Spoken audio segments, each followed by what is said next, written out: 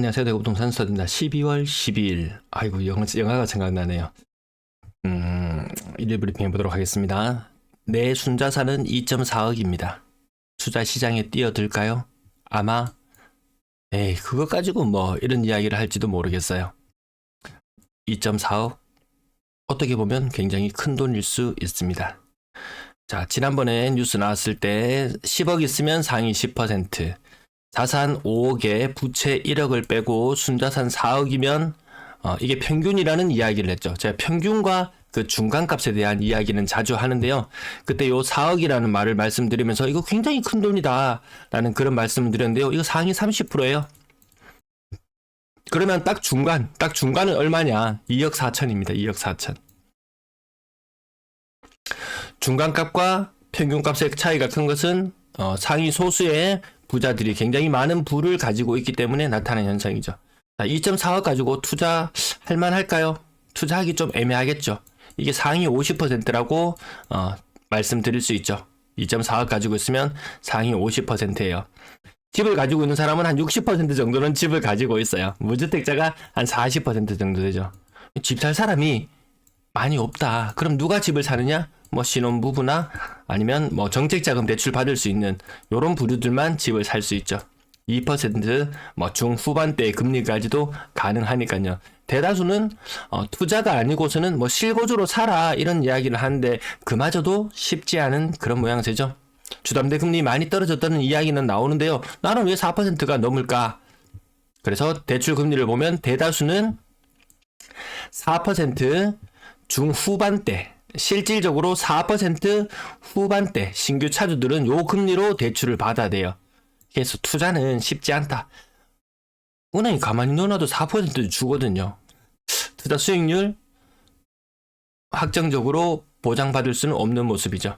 그러니까 자꾸 뭐 규제를 풀라고 자꾸 이야기를 하는데 주택시장 뭐 종부세가 굉장히 많이 줄어들죠. 그리고 오피스텔 뭐 한두 개 가지고 있다고 해서 종부세 딱히 부담이 되지도 않을 정도예요. 근데 오피스텔 요거 이제 오피스텔에서 살아 라는 이야기로 가고 있는데 딱히 주거용 관련해서는 규제 풀만한 게 그닥 없나 봐요. 제가 말씀드렸다시피 뭐 취득세를 풀어본들 안 사고 양도세를 줄여줘본들 처분하고 이렇지 않더라는 거죠. 우리 조정대상지역이 해제되면서 이미 요거는 크게 경험을 했거든요. 이 주택시장이 미치는 영향은 미미하니까 이제 다른 것을 가지고 자꾸 나오고 있습니다. 서울에나 일부 지역들은 난리가 났어요. 둔촌주공이죠. 네. 실거주를 폐지를 믿고 청약했는데 분양권 전매는 가능한데 실거주를 해야 된다. 분양권은 팔았는데 실거주를 해야 된다. 정말 아이러니한 상황에 놓여 있습니다. 일본식으로 이렇게 하락할 수밖에 없다라는 말씀을 드리는 그 이유 중에 하나가 우리 이제 장기 저성장, 선진국에 오면 만나게 되는 이 장기 저성장 1에서 2%대의 성장률, 요거하고 층위가 다르다고 제가 말씀을 많이 드렸어요. 0, 2, 4. 우리 그간 지난 10년간은 2에서 4%대의 성장을 그래도 구가하고 있었거든요. 지금은 이제 다른 시대로 접어들고 있다. 시대의 패러다임이 바뀌고 있다. 그런 부분들은 생각해 봐야 되겠고요. 정말 장사 안 된다. 자영업자들 차라리 코로나 때가 나았다. 부동산 투자자들 물건을 처분할 수 있었던 차라리 22년, 23년이 나았다. 24년 한 치 앞도 내다보기 힘든 그런 상황으로 가고 있습니다. 신도시 특별법 대구도 뜨거워질 수밖에 없어요. 근데 요거 수도권에서 별 약발이 듣지 않는다고 하죠. 마을이 100만 제곱미터지. 이거 규모에 대해서 제가 지난번에 말씀을 드렸죠. 이거 어마무시한 규모거든요. 이거 용적률 올려주고 뭐하고 순식간에 여기 이 동네를 30만 평이잖아요. 100만 제곱미터면 30만 평이거든요. 30만 평? 30만 평을 뒤집어 엎어가지고 이 사람을 전세 시장으로 다 쫓아내고 부동산 시장에 대혼란을 일으켜서 다시 전세가가 오르면 매매가가 오르고 이런 상승 분위기를 만들고 이렇게 했던 것이 지난 대구에 엄청난 분양을 쏟아내었던 그 시기에 했던 일이에요. 엄청난 멸시를 일으키면서 일시적으로 주택수를 줄여서 혼란을 만들고 가격 상승을 부추겼던 것. 근데 이것도 하려 그러면 이 시중에 경제도 성장하고 팽팽 성장하고 돈이 시중에 많이 있어야 가능한데 이거 잘못 손대기 어렵죠. 네, 손대기 어렵습니다. 많은 시간이 걸릴 수 있다. 또 뭐 수성구에 뭐 수석이 나왔니 뭐니 이런 이야기를 하는데요. 자, 그 정도 이 수석을 만들어내려면 좋은 동네에 사는 것도 필요하다. 좋은 동네 살면서 좋은 환경에서 사는 것도 물론 좋죠. 좋습니다. 그만한 대가는 따를 수 있습니다. 수성구에 수석했는 학생들, 자, 그 대학 그 학생이 재수를 하는 동안 돈을 얼마나 쓰는지 보니까 교육비만 300만 원, 여기에다가 기숙사까지 머무르게 되면 한 달에 450만 원, 1년에 한 5천만 원 정도는 깨질 각오를 해야 된다. 뭐 이 정도 돈 들여서 제대로 밀어줄 수 있다면 나쁘진 않은 선택인 것 같아요. 근데 이 빡빡하게 살아가는 사람들이 생각보다 더 많거든요. 오늘 요 글을 보고 상당히 마음이 아팠습니다. 제가 이렇게 부동산 스터디랍시고 이런 여러 가지 위험성들에 대해서 계속해서 말씀을 드렸는데요. 그 사람들이 잘 몰라요. 이런 내가 어떠한 상황에 맞닥뜨릴 수 있다는 부분에 대해서 잘 인지하지 못하는 부분이 있습니다. 요 그 익명 게시판에 올라왔는 글이라서 제가 가지고 와봤는데요. 중도금 대출한 상태에서 입주기간이 종료되었다. 입주기간이 종료가 되었습니다. 그럼 중도금 플러스 잔금을 해서 이제 요 무집을 이제 등기를 넘겨와야 되죠. 이제 등기를 넘겨와야 되는데 그냥 끝났어요. 중도금 요거 이자도 납부하지 못하고 그냥 입주기간도 지나버렸어요. 그래서 손 쓸 수 없는 상태가 돼버렸다. 중도금 만기가 지난 상태에서 연체로 등록이 되면서 신용등급도 떨어지고 잔금 대출도 불가능하다는 이야기를 들었다고 해요. 그럼 여기에 대한 댓글은 어떤 댓글들이 달리느냐? 그것도 몰랐냐? 분명히 이런 사람들 잘 모르시는 분들이 매수를 하던 시기에는 그 계약금만 있으면 된다라고 이렇게 부추겼던 사람들이 이제 와서는 자기가 조금 더 안답시고 그것도 몰랐냐, 이제 큰일 났다, 이런 식으로만 이야기하지, 사실 이런 상황에 맞닥뜨리게 되면 뾰족한 해법은 없습니다. 돈 구해야 되는데 돈 구할 길이 없죠. 좀 이 나락으로 가는 그런 수순이죠. 그래서 계약금 10%만 포기하면 되지 않냐. 건설사는 등신이 아니거든요. 이렇게 절대로 내버려 두지 않습니다. 이렇게 잔금을 지불하지 못하는 사람들 위약금 한 10% 더 내고 그나마 이걸 사정해서 내 돈 20%, 5억짜리 집 기준이면은 한 1억 정도 날릴 각오를 하고 있어야지 그나마 여기 사태가 수습이 되지, 아니면 사태가 수습이 되지 않거든요. 그럼 이렇게 계약을 포기해야 되는 이런 상황에 놓인 사람들이 많이 쌓여 나가게 되고, 그러면 건설사는 여기 또 사적 이득은 조금 취한 상태에서 나중에 할인 분양이라는 명목으로 만 20%씩 할인해 줄게, 이렇게 해서 물건을 또 팔죠. 근데 알고 보면 건설사는 별로 손해보는 장사는 아니더라. 그 무지한 개개인이, 자본력이 충분하지 않았던 개개인이 큰 피해를 보는 그런 시장인 것 같습니다. 평균 자산이 2.4억이에요. 근데 분양가 5억, 6억? 쉽지 않아요.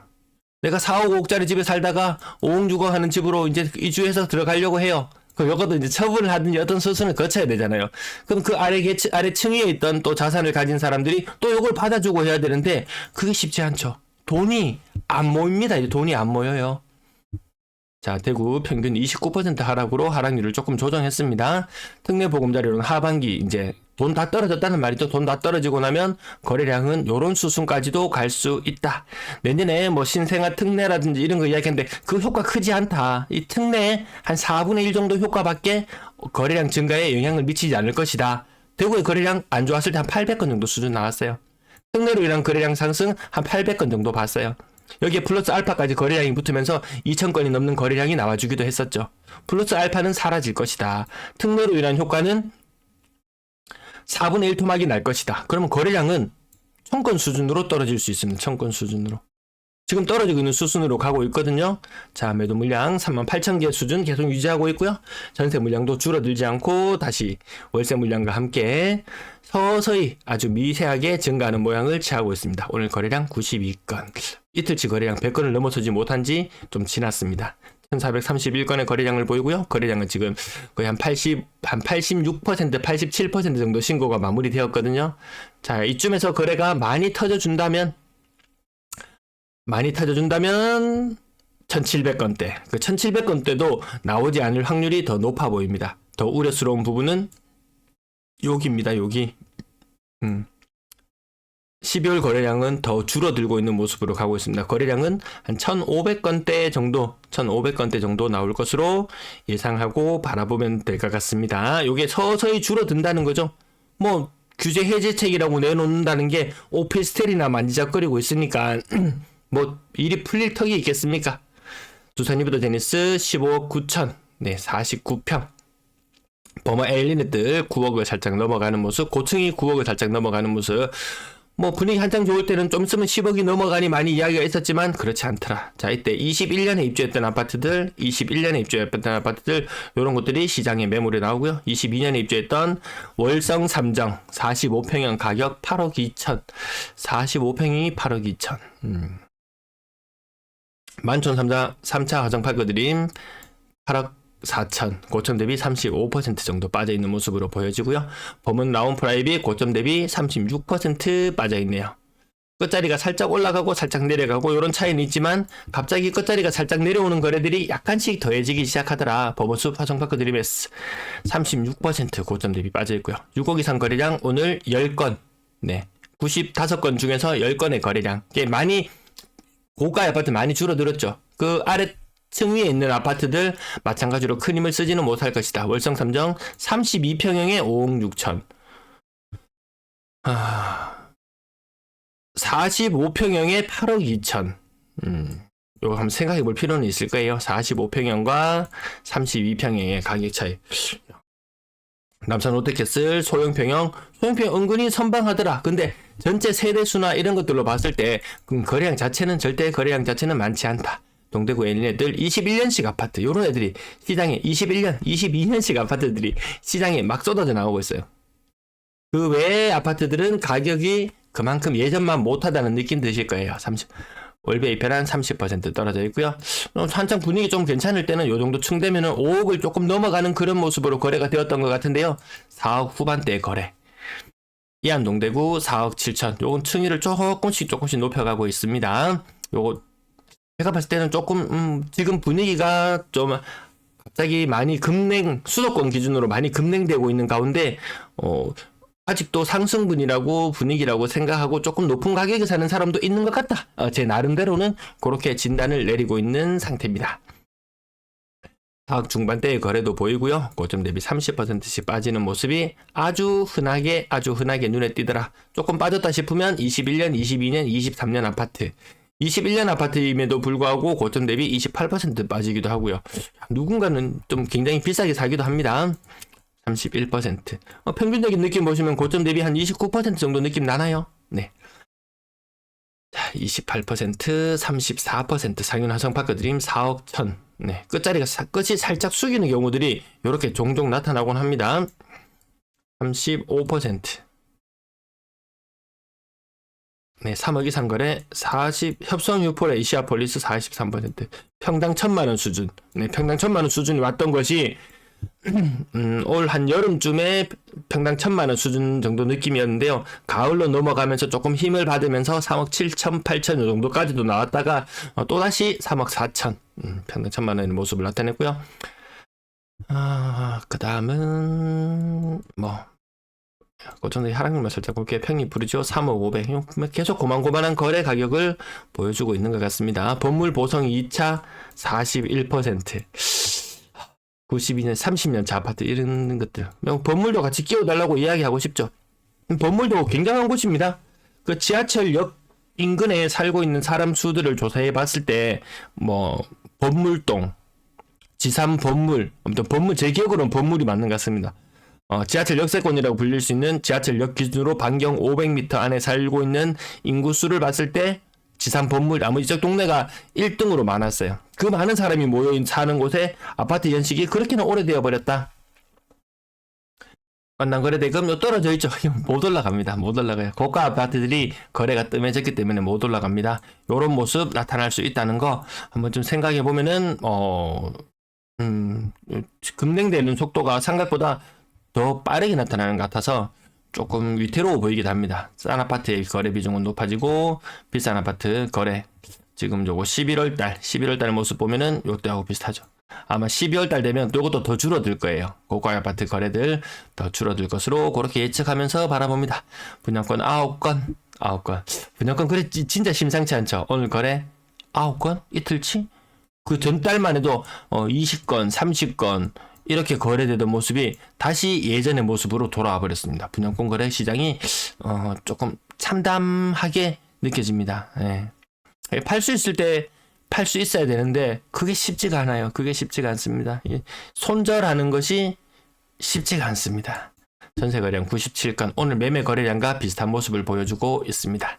전월세 비중 확인해 보시면 전세가 안 빠지는 곳은 정말 안 빠지겠구나 이런 생각 들지 않습니까? 매물은 계속 그 상태. 전세 거래량은 딱히 뭐 특별히 많이 늘어나지도 않고, 좀 늘어나긴 했지만 전체 시장에 있는 물량을 다 소화시킬 만큼 거래가 팽팽 돌아가는 것도 아니고, 생각보다 갱신을 해서 눌러 자는 사람은 많고, 그래서 전세 계약 건수는 제법 되어 보이는데, 또 저 중에 예전에 많이 말씀드렸는데, 저 중에 또 상당수는 계약 갱신을 하면서 가격에 변동이 생겨서 마치 이 이동했는 거래량이 잡히는 것처럼 이렇게 숫자만 잡히는 그런 전세 거래도 있거든요. 생각보다 매물이 잘 안 빠져요. 기존 세입자하고 제가 예전에 말씀 계속 많이 드렸잖아요. 세입자도 조금 양보할 수 있다. 임대인도 어느 정도 그러면 뭐 좀 고쳐달라 그러고 이러면 좀 깔끔하게 하고 서로 트집 잡고 이런 거 없으면 괜찮을 텐데요. 계속 시비 걸고 이런 기회 나오면은 서로 피곤해지는 그런 결과로 치닫을 수밖에 없다. 파국으로 치닫을 수밖에 없겠다라는 말씀도 종종 드렸던 것 같습니다. 오늘 준비한 내용 여기까지 마칠게요. 네, 시청 감사합니다.